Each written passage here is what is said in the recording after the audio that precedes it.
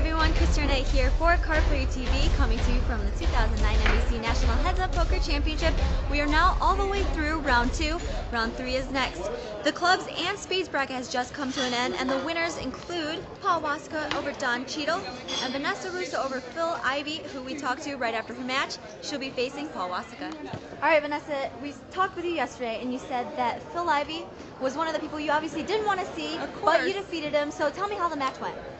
Well, Phil was out in front early, and I was just really patient. I was pretty much card dead the whole match. I picked up ace-king once and a pair of tens once. Might have had a pair of sevens early. Other than that, I really had no cards pre-flop. And so I was just really super patient. Phil likes to take charge and kind of control the pace of the game. I'm not going to try to change him from doing that, so I just allowed him to play his game and then waited very patiently until there were some situations later on when the blinds were higher, when I could exploit both the tight image I had garnered and a couple spots where maybe he was a little too aggressive. Right. And I tried my best, and obviously I'm fortunate that the cards cooperated and all that. I mean, against a guy like Phil, you gotta have the cards cooperate, and so I'm just obviously elated with the result. The other winners in the club's bracket include Scotty Wynn, who defeated Ted Forrest, and Daniel Negreanu, who defeated Dario Manieri. We talked to Negreanu after his match. Now, when we last talked to you, you said that you would least like to play with Dario, but you got him. You guys play a lot on PokerStars. How did the match go?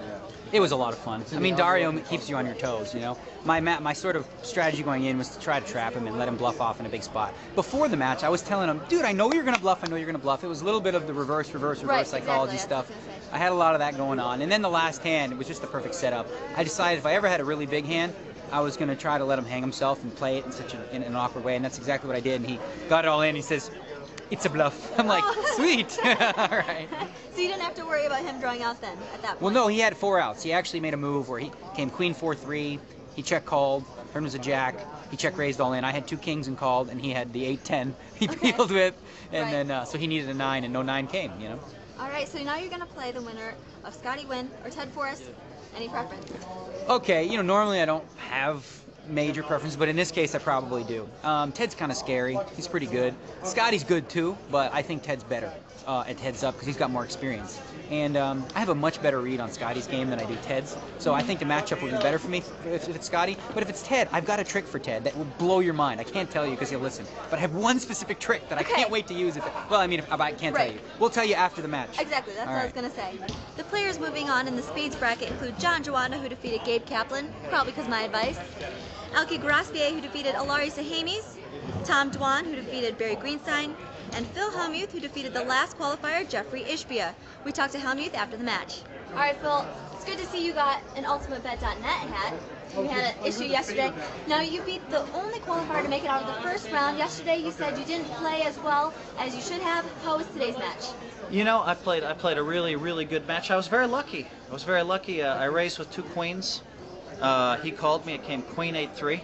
I check raised him on the flop, and I think I probably played it too fast. I just didn't want to bet too little on 4th Street and have him hit a flush or a straight because a jack of spades had come off. But I probably could have won more money that hand. But I seemed to know when he had a hand and when he didn't have a hand. So I mean, my reading abilities were on against him, and that helps a lot.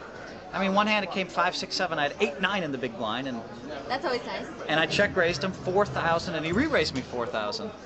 And I probably played that hand too aggressively, but there were 2 hearts on board, and I probably, if I would have known he was going to lay it down for his last 11,000, I probably wouldn't have moved in or whatever.